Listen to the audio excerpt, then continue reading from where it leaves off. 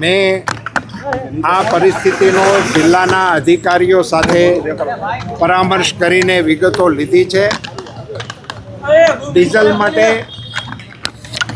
જરૂરિયાતમંદ સેવાઓની અનુકૂળતામાં ક્યાંય વ્યવધાન ના આવે એટલા માટે કાલે એક કિસ્સો મારા ધ્યાનમાં એવો પણ આવ્યો હતો કે બહારથી આવેલા મુસાફરો એ ડીઝલના અભાવે અટકી પડ્યા હતા. સ્થાનિક તંત્રએ એમની મદદ કરી અને એમને જવાની સુવિધા કરી આપી હતી. રાજ્ય સરકાર સાથે આ વિષયોનો સતત પરામર્શ કરીને લોકોને ઓછામાં ઓછી હાડમારી પડે એ માટેના પ્રયત્નો કરી રહ્યા છીએ.